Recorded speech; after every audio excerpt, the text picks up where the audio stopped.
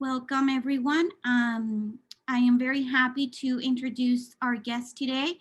My colleague, Andrew Hollinger, is coordinator of first year writing in the Department of Writing and Language Studies.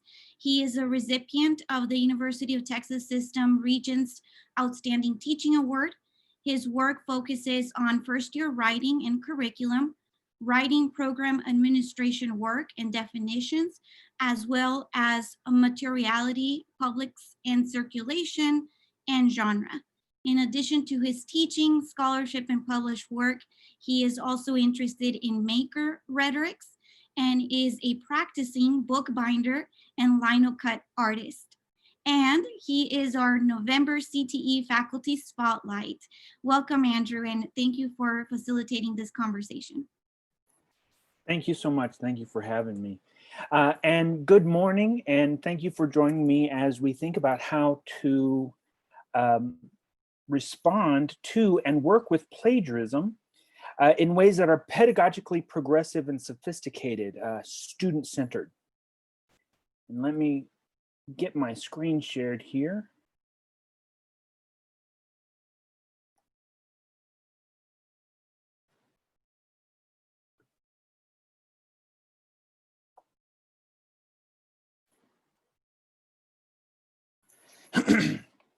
So I know that we want to work in our classrooms. We want the work in our classrooms to be meaningful for our students, as well as fulfilling for us. And I hope today is helpful for anyone trying to develop student-focused plagiarism policies.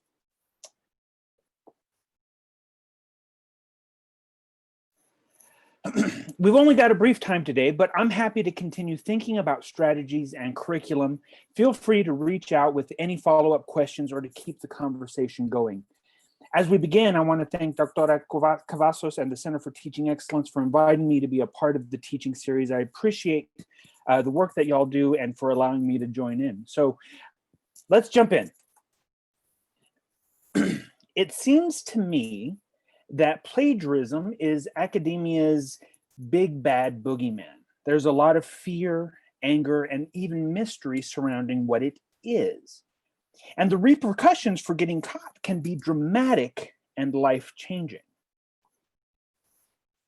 So I want to start actually by taking a moment to pause. I'd like us to examine our own positionalities and reactions to plagiarism. In another window on your computer or on another device, please go to the URL bit.ly/CTE12November or NOV with the capital N, and respond to meditation 1. We'll only spend about 2 minutes on this. I'm going to switch my screen so we can see the Google Doc populate. And don't worry, today's responses are anonymous, so feel free to respond as fully as you'd like. So bit.ly/CTE12 capital NOV.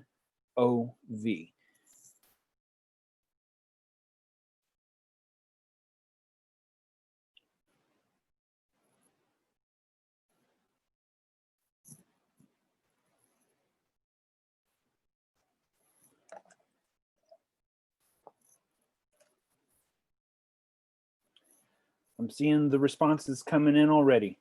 Fantastic.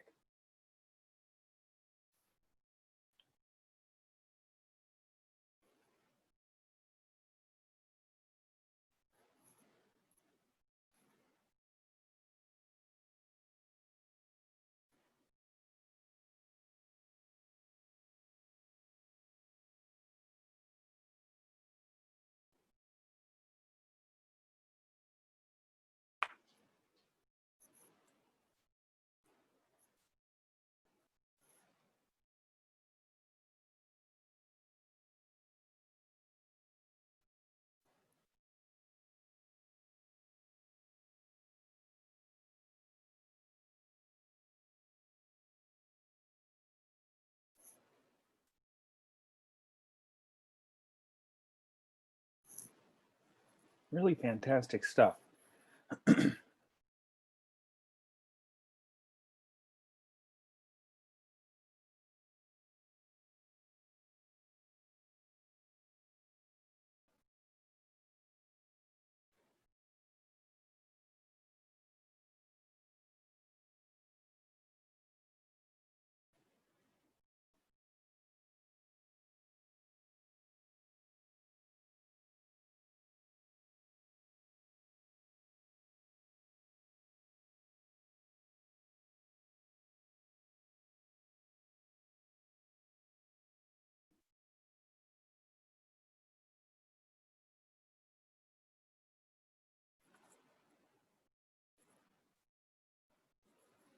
So I'm seeing answers about online, about how it's easy to copy and paste, about how access to information, different than maybe we were coming up through school with our with our card catalogs and deep in the library stacks, just makes it so much easier to use another person's words. I see answers about assignments promoting or not promoting plagiarism, about wanting to learn how to avoid plagiarism. And I think there's a lot of, I think the where we're coming from here at the very beginning, I think this makes a lot of sense. And I also think that this is generally how people feel across so many disciplines. So you're not alone, right? So let's continue a little bit.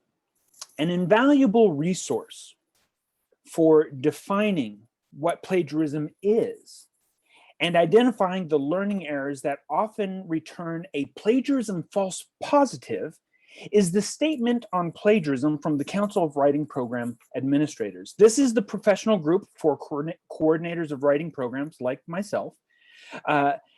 Their research and expertise spans all kinds of rhetoric, composition, writing in and across the disciplines, and includes, of course, plagiarism. The first takeaway from the WPA Statement on Plagiarism is that plagiarism is multifaceted. It's not a yes or no proposition. And with so much at stake, including the potential to be kicked out of school, we want to make sure we treat plagiarism as nuanced as it really is. A standard definition for plagiarism, one I think we're all familiar with and that I saw on the interactive board just a moment ago, is that plagiarism in an instructional setting occurs when a writer deliberately uses someone else's language, ideas, or other original not common knowledge material without acknowledging its source. We kind of want to home in on the word deliberately here. And so even though, and I saw this on the collaborative board just a moment ago, even though we're familiar with this definition, plagiarism is often misapplied. In fact, students are often not guilty of plagiarism, especially when they make a good faith effort to respond to the scholarly task assigned. Instead, plagiarism is often misapplied to the following scenarios: incomplete or incorrect citational practices, poor source integration, misapplying genre conventions, poor note-taking, unfamiliarity with assumed knowledge, and many more. The point is that there are learning scenarios that might look like plagiarism, and really they're opportunities to fill in gaps of knowledge. And so right now I'm going to move on from the WPA Statement on Plagiarism, but I encourage you to read through it. It's a brief document, it's a web page that includes definitions and several important discussions on student and instructor responsibilities, as well as a few strategies for avoiding plagiarism in the classroom.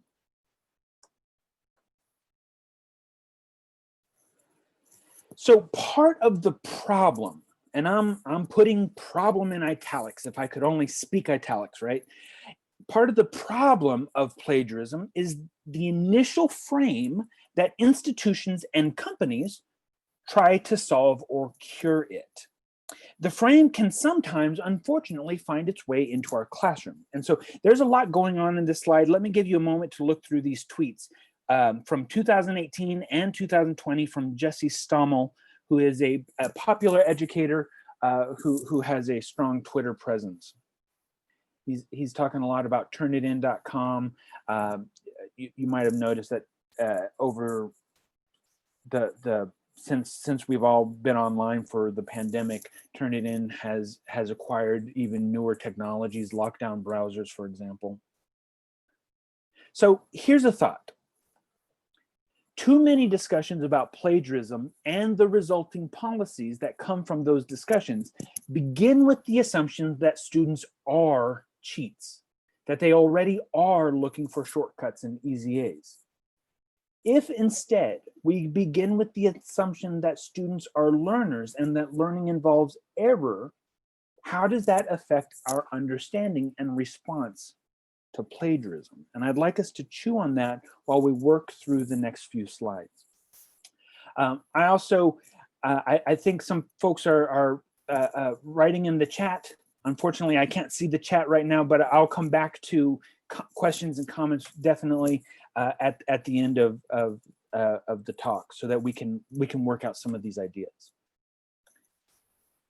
So perhaps the first way to deal with plagiarism is to preempt it, to stop it before it even starts. The following strategies are research-backed pedagogical strategies that can help stop plagiarism before it starts. In many ways, these strategies aren't so much about avoiding plagiarism as they are about allowing students to demonstrate their effort and learning and assessing their mastery of the course content. So don't use back of book assessments. Avoid recycled assignments as much as possible. And so for these two, these aren't exactly fixes. I also know that lockdown browsers are a common practice here. My wife finished her master's degree in accounting a little bit ago, and when everything went online, there was a lot of use of lockdown browsers, holding up the laptop to take pictures around your space to make sure you weren't using notes or books or all other kinds of things. And if you have been on Twitter in the last couple of months, you've probably seen that there's been a lot of backlash to surveillance software since the pandemic has pushed us online. Consider that platforms like Turnitin employ policing frameworks that seem removed from our more altruistic educational mandate and purpose to engage students with our content in difficult and challenging and authentic ways. So other strategies: refrain from using lockdown browsers and surveillance software. Teach your discipline's genres. Implement process-oriented iterations for major projects, and teach your preferred citational practices. One of the things that we talk about in writing, communication, and rhetoric disciplines is that there's no such thing as a universal discourse. When students work through first-year composition, through technical communication, and other writing courses, they aren't learning the magic to writing well in any given situation. And while here at UTRGV, part of first-year composition is genre analysis, there is no way for our faculty, to teach all the possible writing scenarios that a student might encounter. The best teacher, in fact, for your discipline-specific genres is you. You've lived it. You've been through it. You go through it all the time in your own professional work. No one knows the conventions, the do's and don'ts, and the unspoken rules better than you. And so all of that to say, if there's something specific you want students to do or not to do in their writing, you've got to do a direct teach. You've got to make that a part of the curriculum, part of the lesson plan. Additionally, a composition and design best practice is to focus more on process than product. In fact, focusing on process will allow you to intervene in a student's work before it becomes plagiarism. Altogether, these practices will allow you to assess your students' knowledge and skills in ways that also prevent plagiarism. So I'm thinking about when I have students do a writing project for me, I'll take it through 2, 3, 4 drafts even. As I read students' work along the way, I'll be able to intervene to mediate when they start using sources inappropriately, to provide a quick mini lesson. It also helps at the very end. Once I've read a student's work 4 times, I already know what their final grade is going to be. So that was very quick, but let's pause again. This time to reflect on our classroom practices and the fairly heavy things that I just said. Go back to, in another window on your computer or on another device, please go back to the URL bit.ly/CTE12NOV and respond to meditation 2. We'll only spend about 2 minutes on this. And I'll switch screens so that we can watch the answers populate. You'll have to scroll down a little bit from meditation 1 to find it. So here we go. Meditation 2. It will be in the teal. I think it's teal.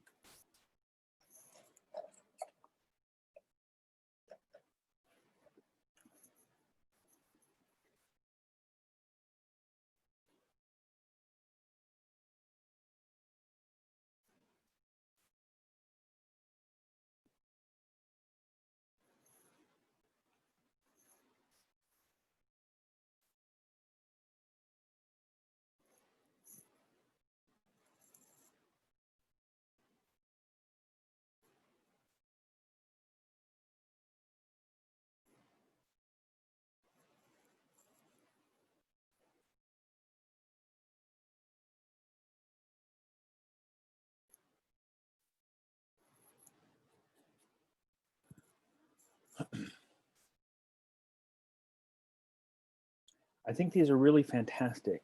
A lot of folks talking about drafting.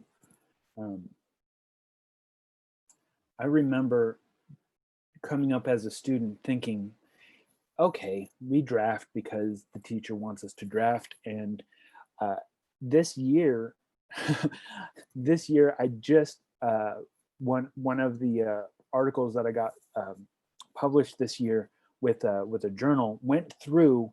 I'm not even kidding. Went through 4 drafts with the journal, and that was before me and my writing partner had, taken it through a couple drafts at all. I'm surprised that they stuck with us for so long.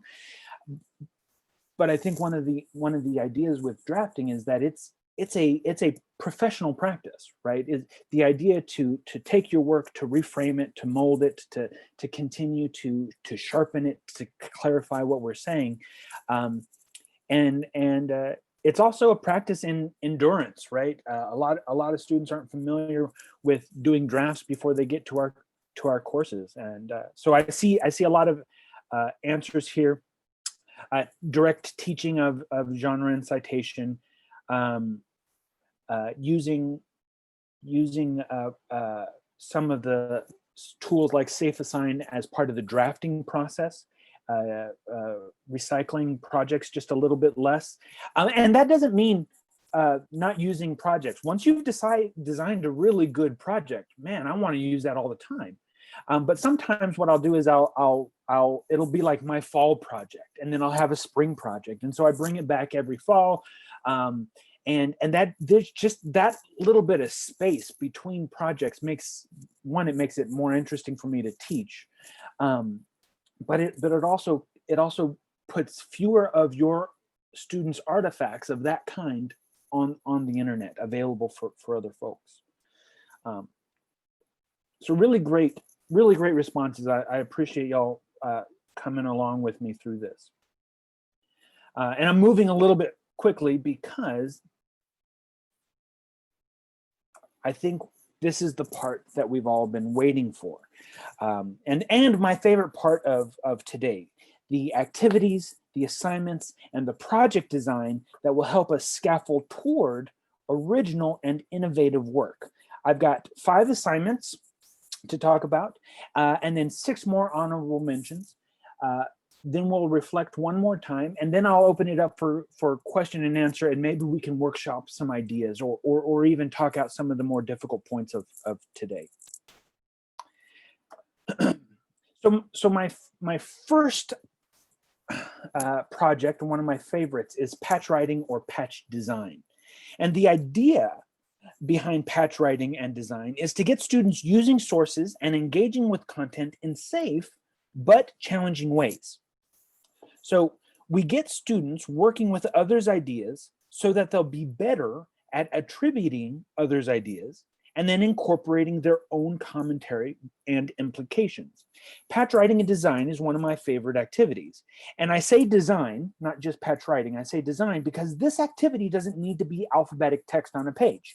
This would work well with just about any created, composed, or developed artifact. You could do this in an art class, you could do this in a music composition class, you could do this in a web design class, and so on and so on and so on.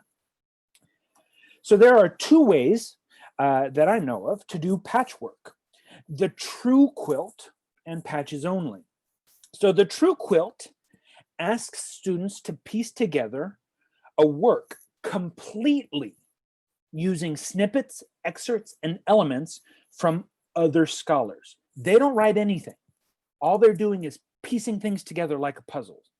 Students might end up changing verb tenses to make everything flow, but in this activity or assignment, the student labor is finding and choosing the excerpts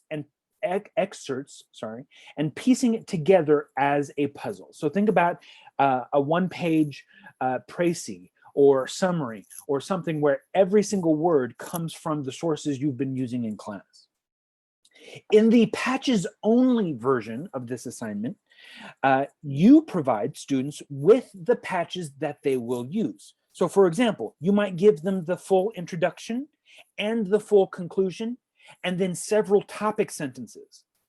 For example, maybe 4, 5, 6 paragraphs that you want them to touch on. And then it would be the student's job to write from the introduction through each topic sentence to the provided conclusion in such a way that the final product is complete. So the interesting thing here, I think, is that both of these activities turn plagiarism upside down. If we go back to the very first meditation, some of the things that we saw is, students copy and paste, students use others' works without thinking. They just implement it, they just do it. Well, what if we took that behavior and we just made that the assignment? Go out and find information and cobble together a coherent idea. And so here, students deliberately use others' words in broad and sweeping ways. It opens up the following class discussion about how and when and why to attribute work. And in fact, the extension activity, you could do a true quilt, you could do a patches only, just on its own, but you could extend the activity to include annotations. And in this way, students annotate their patches through marginalia or footnotes. I've done both, depending on how comfortable students are with using the technology. And they end up, what they do is they mark every time that they use a source, and they explain why they used that source and why they used it here and why they arranged the artifact in the way that they did, why it's organized to be this way. And what happens, it's very sneaky, but that marginalia, often, it's not perfect, but often that marginalia ends up becoming the kinds of discussion, commentary, implications, results, conclusions that you wish students were doing in their paper anyway. It's like coming around the back and watching a play from the wrong side. You're getting students to perform scholarly work, and all they think they're doing is building a puzzle. And it's a scaffold. You do the patchwork so that later you can do a research or an original work or any number of other things. So that's one of my favorite activities, the true quilt and the patchwork quilt. And it's also one of those things that you can repeat. So if you have several units in the semester, you could do a patchwork for unit 1, a patchwork for unit 2, a patchwork for unit 3. And by the end of the semester, you've got this kind of dense, developed, intricate network of source integration. Student authored artifacts. And the idea here is that you kind of take the labor of texts and you put it back on the students. So for example, having questions as part of the review for assessment, perhaps, like if you give tests in your class, students could write or develop questions that are of the kind that could appear on your exam. And so in groups or as a class, students decide whether the questions are difficult enough. They talk about the rigor. They talk about this meets the goal of what part of the unit, of what part of the content in the last few weeks that we've talked about. How does it assess the course content, and so on? And in answering the questions and working through them in the class, students are also reviewing for the exam. So you don't even have to build the review. The students are building their own review. The extension of this activity is that you could potentially take some of the best questions that students ask. It's like you're building your own test bank live. And you hold on to some questions for a later semester, and on and on. And none of these questions appear in the back of anybody's book. You take the best questions, you include them in the exam. You could even provide extra credit if extra credit is the kind of thing that you don't mind doing in class. But here's one of the things that I like about this activity. One is it puts them in the teacher's shoes. And anytime that we get students acting like instructors, acting like teachers, they've got to demonstrate mastery and command of the knowledge and skills in ways that is more kind of sophisticated than just simply going through the course. You've seen this anytime you assign presentations in class. Students get really good at the thing that they present on, and they almost become kind of like mini content experts on that unit, right? And so think about doing that for every exam, midterm and final, or unit tests, however you set it up. A really good question isn't just a good question.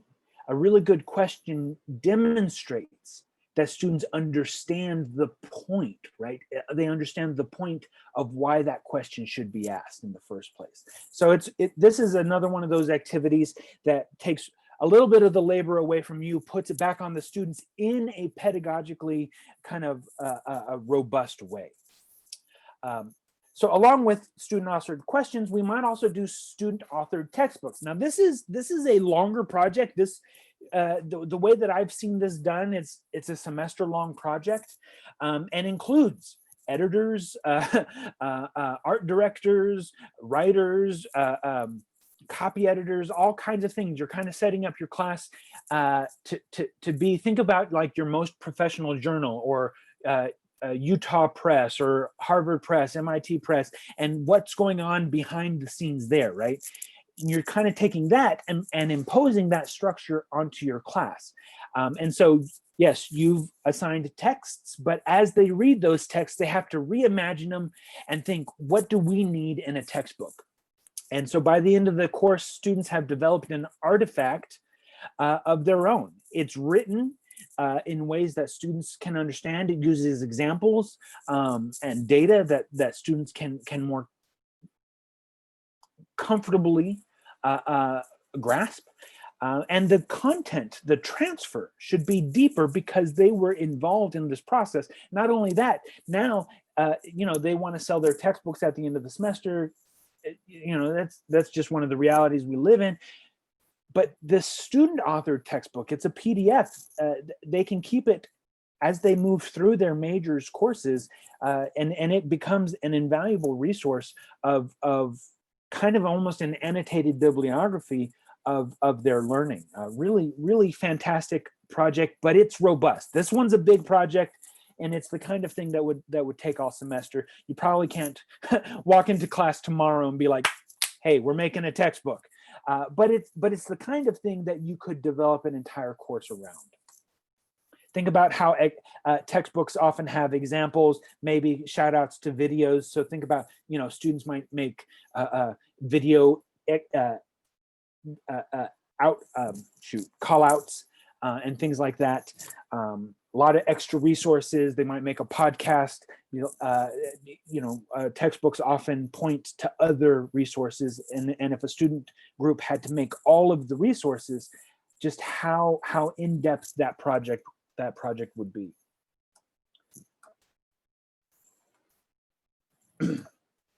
One of the projects that we do in the writing program a lot is remixing.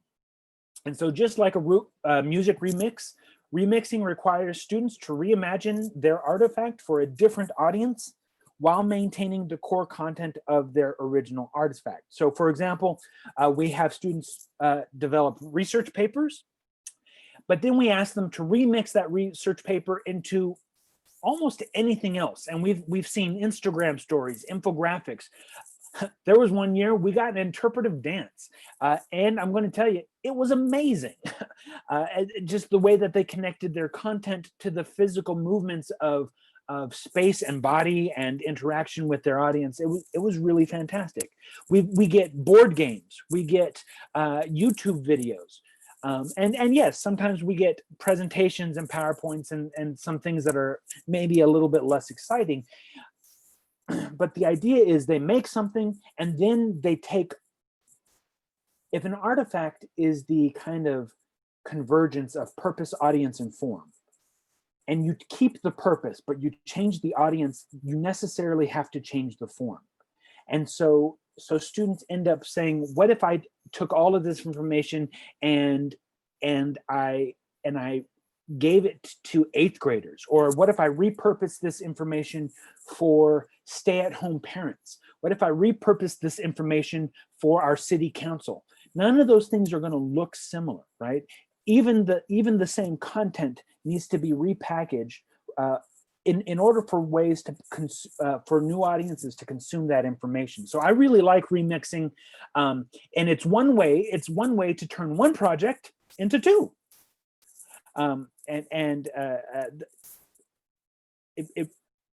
If a student can create a successful remix, you can be certain that that they truly understand the content, because poor remixes, they're not smooth.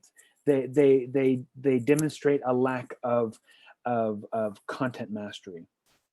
Now you could do the remix also.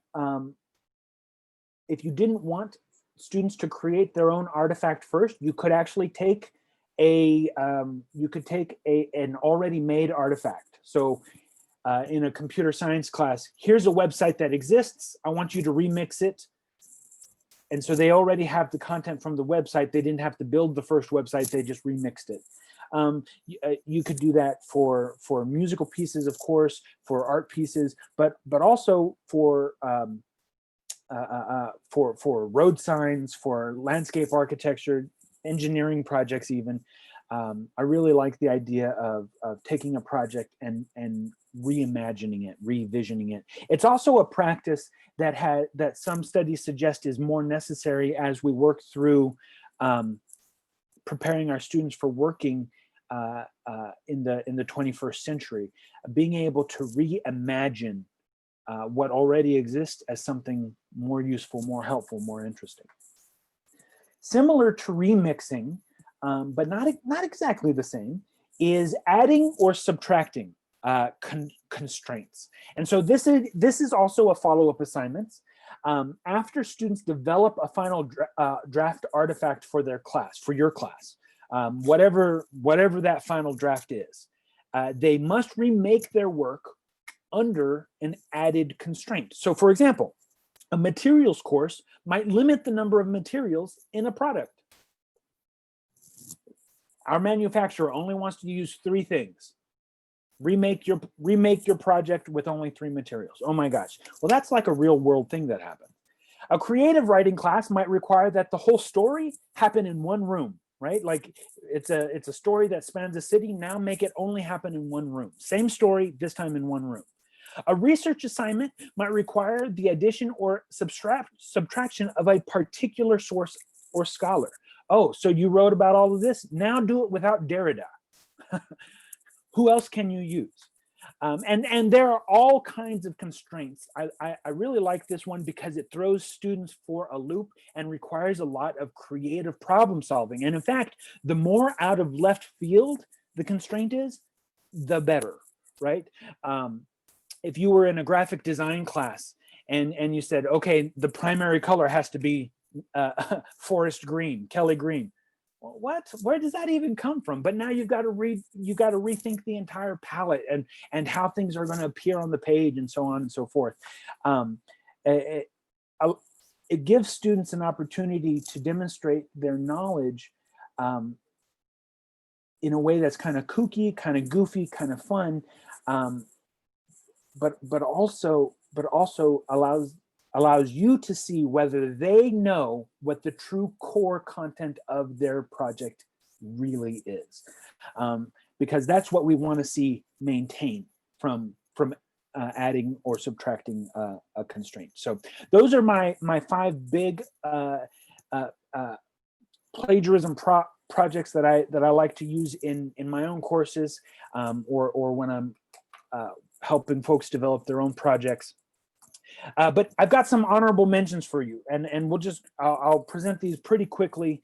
The first is the believing and doubting game, which was popularized by Peter Elbow. And so students take turns believing a premise and then doubting it, documenting the implications. And so the doubting game pre-existed Peter Elbow. Peter Elbow added the believing part of it. It's really easy to turn students into cynics. Sources are fallible. We know that. I don't know how many times I read an article and I'm like, well, I don't know if I buy that. And it's easy to not buy stuff, right? But it's hard to buy in, to find where are those moments of like, what if I just take this for granted to be true? How does that work? And so it's really important for students to have an opportunity to just 100% believe the source and then 100% doubt the source. And then what you do at the end is you have them come up with their own conclusion.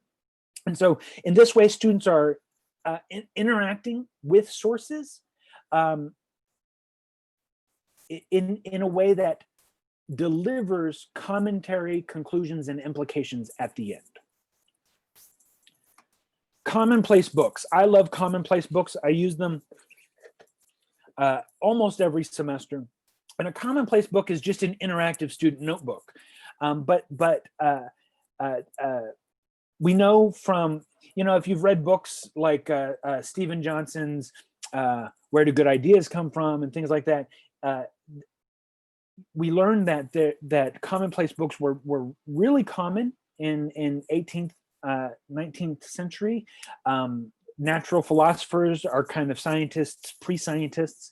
People like Darwin would use commonplace books. And the idea behind a commonplace book is you keep everything, you keep your notes in there, but there's a less organized structure. So your notes from English class might also butt up against your notes from music class, which also might butt up against your notes from chemistry, which also might butt up against your just random observations and doodles. And the combination of all of these ideas and doodling and just daydreaming, blue skying together helps students can make little threads. They make threads across disciplines and across genres, and it leads to brilliant, or it can lead to brilliant and interesting work.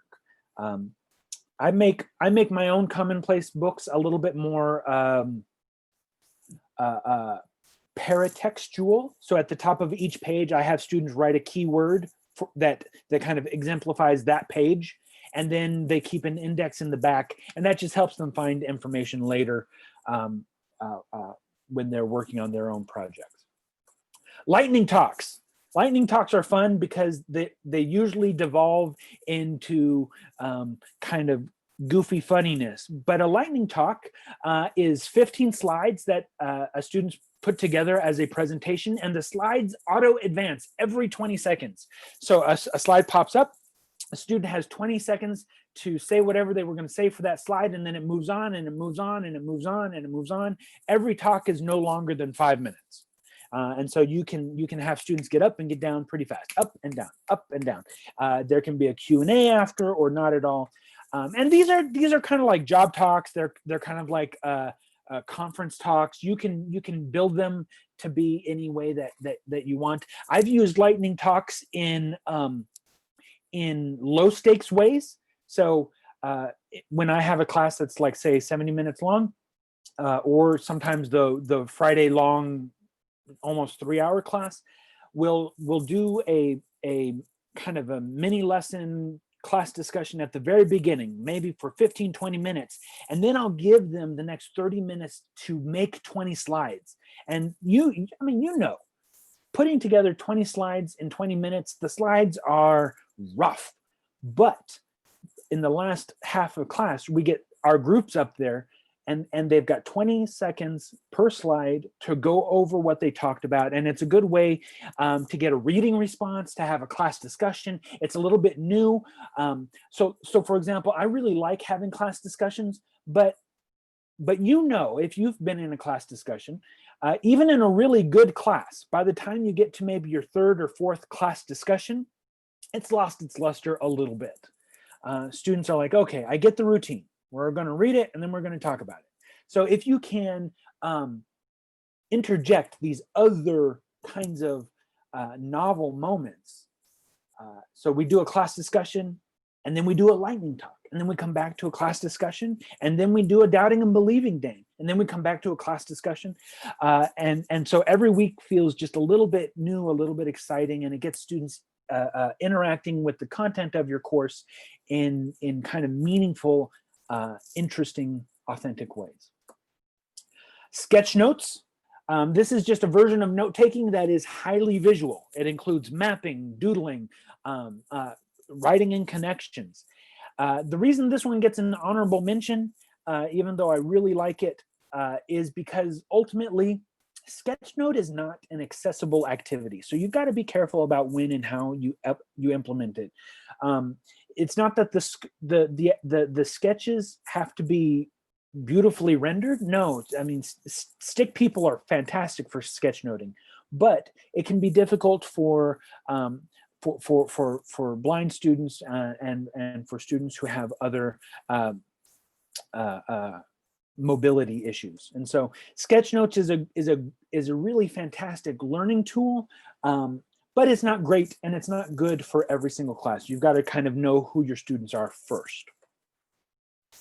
Looping.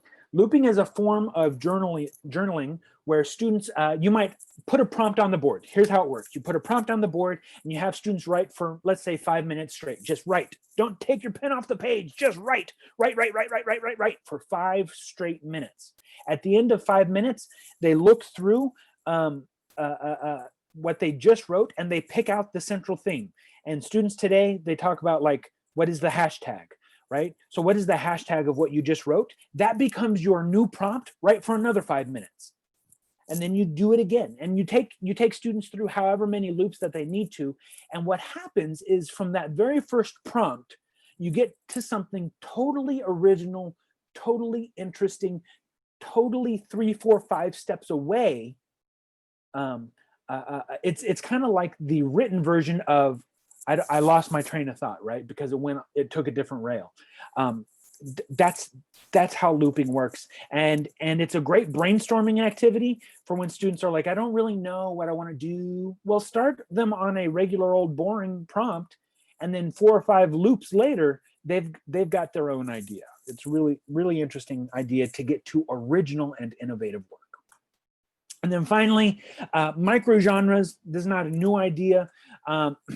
You don't have to have students post their microgenres on social media, but I'll do things like after we read something, I'll have students, write me a 280 character tweet about what we just read and then post it on the discussion board.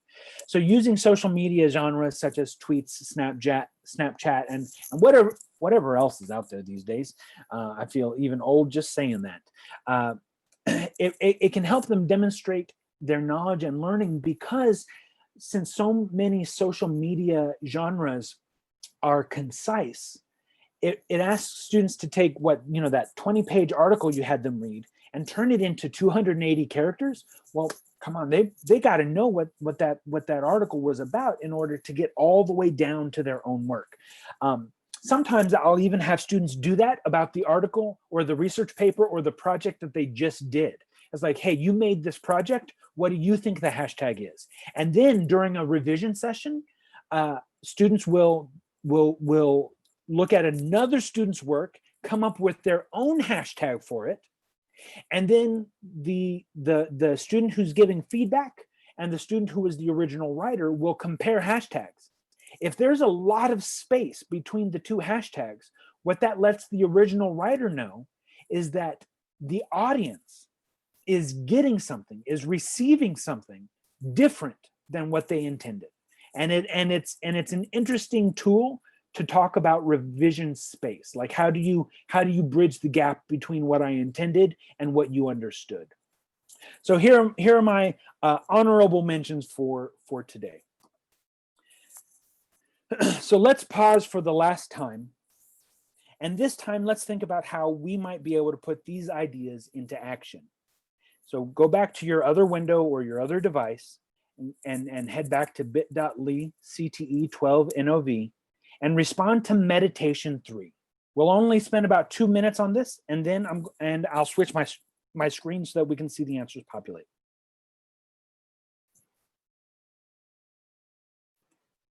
So this will be the dark gray.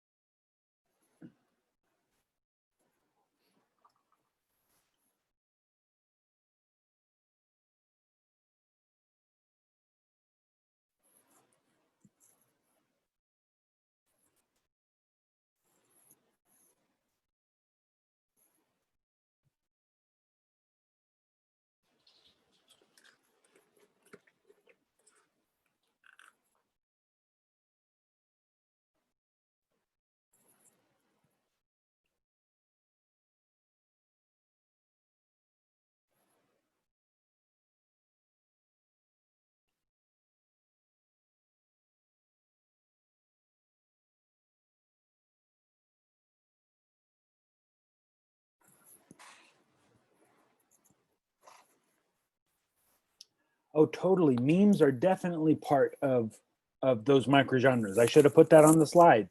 Definitely. The interesting thing about memes is that there's also like a rhetorical setup to a meme, right? Like a meme isn't just words on a picture. The meme has to actually function as the meme functions. And so if a student can create an accurate meme in relation to some content or a lecture or something, wow, that's actually like 2 or 3 levels of of rhetorical wonderfulness. Really, really great. I like what I'm seeing here about what activities will work for face-to-face and what activities are kind of more maybe good for an asynchronous or a synchronous online class, since we're still in this mode of teaching for and around the pandemic, of course.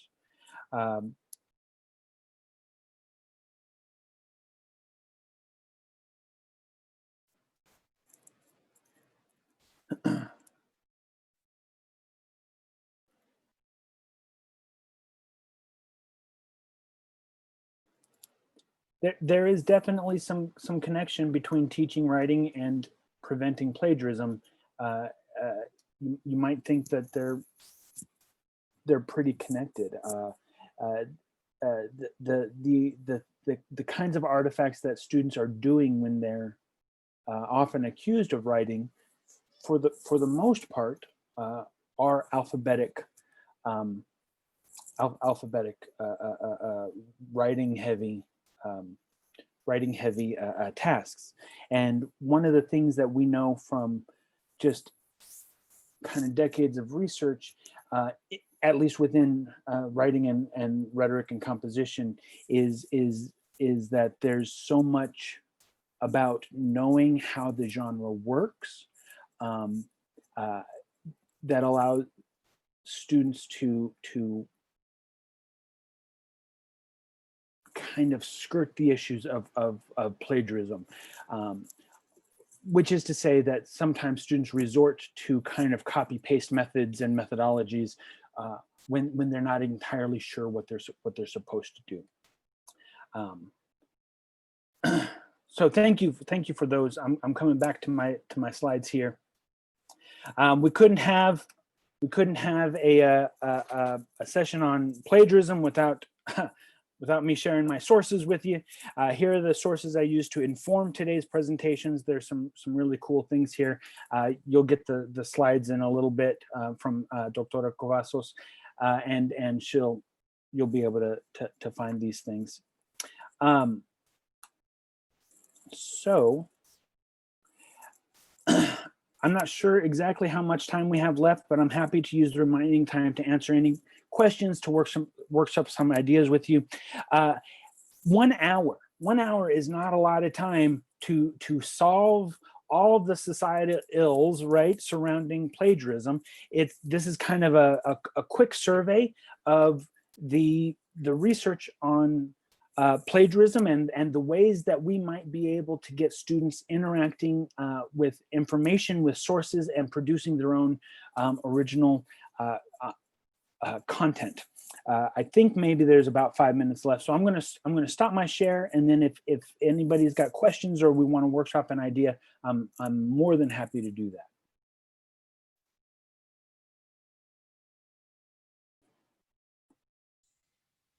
Hi, Andrew. This is Michelle. Hi. I'd like to discuss this.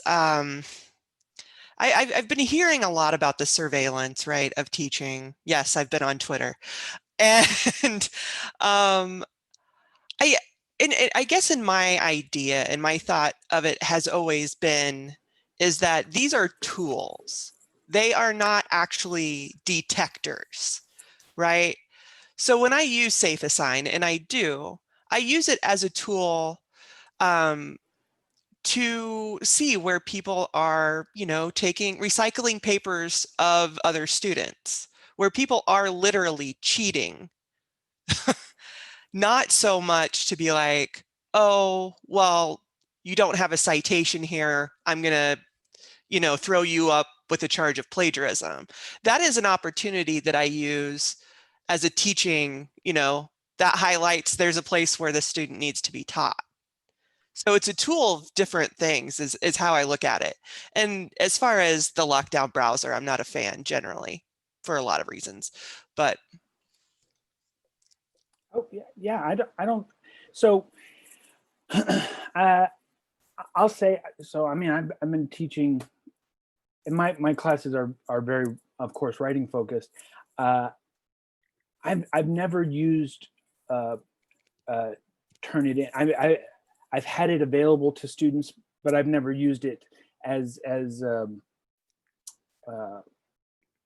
something that I kind of factor into my responses and reactions. I do understand how it can be used as a tool, especially if we're not using it specifically in kind of punitive ways. One of the things that I think about when I'm approaching student work is if the first time that I've seen it is when I'm grading it, I've put the student out there just way too long without any kind of support, facilitation, mentoring, and so one of the reasons why I take students through kind of draft, even if the first draft is only like a paragraph and the second draft is like a couple of pages, and then finally by the third draft maybe we get something that looks maybe a little bit more complete, is because I want the opportunity to intervene, help students think through their issues, but also because there's kind of like a because I've sat in on a couple of these plagiarism tribunal kind of things, and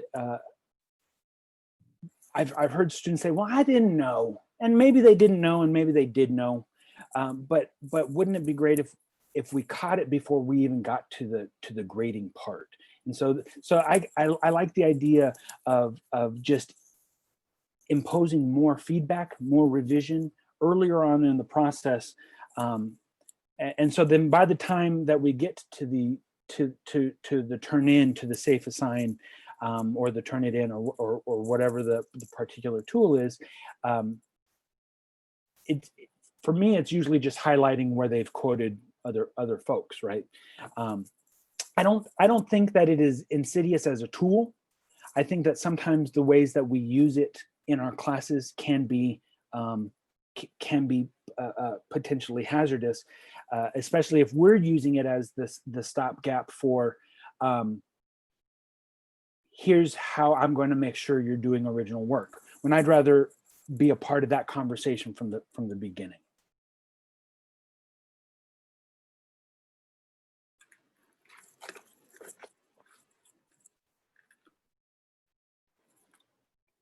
Any other questions or comments?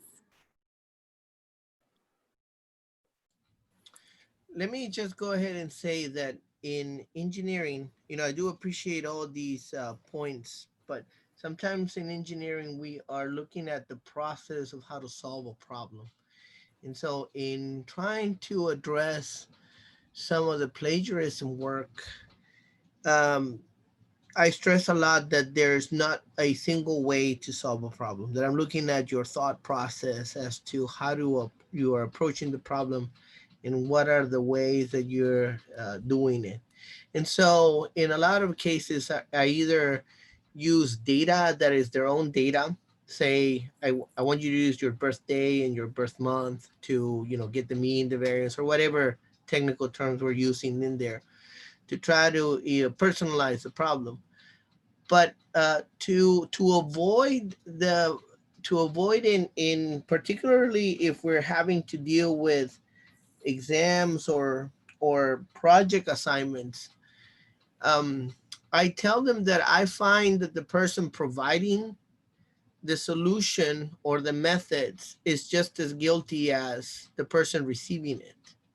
So if I do come across similar methods or approaches that would be very unlikely to have a very similar approach to the problem, then I tell them that I'm not going to try to figure out if there is a problem. I'm going to say, well, it seems that this is a problem, and I stress that the ethical issues of an engineer means that by providing that answer is going to affect you more. So I'm putting on notice the people that provide the answers just as on notice the people that may seek them.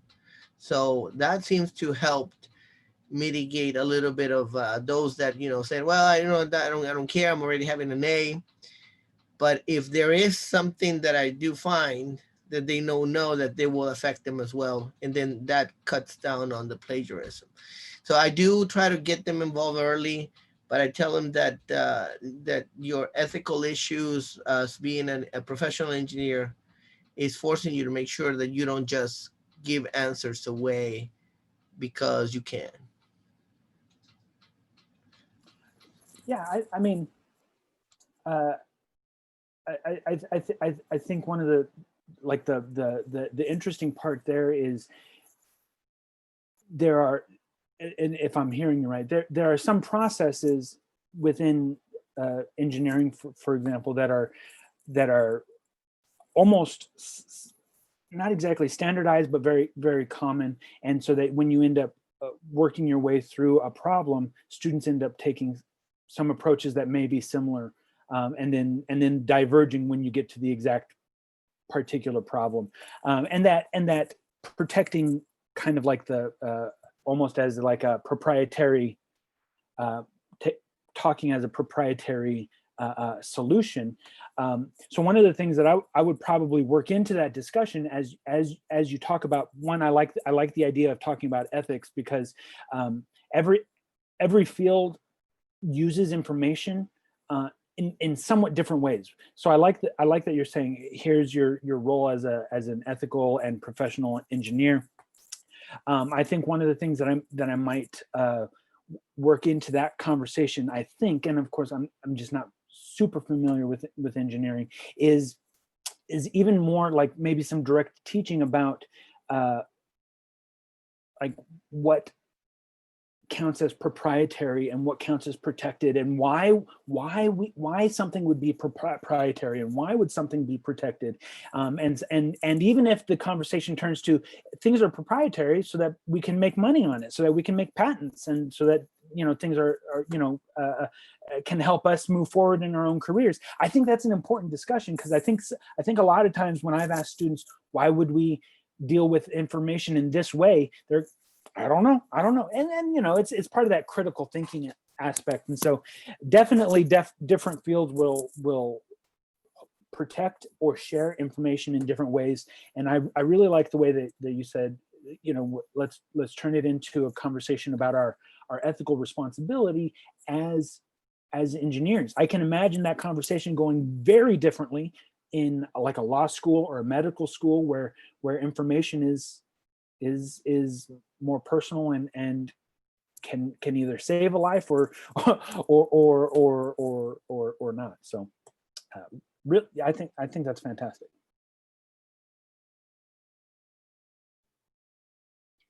Well, thank you so much, everyone. We're right out on time here. We appreciate Andrew for his conversation and everyone for joining us. We will send you the slides and the link to the survey, which I've also linked in the chat. And we appreciate your insights. Thank you so much, Andrew. Oh, thank you for having me. I appreciate it.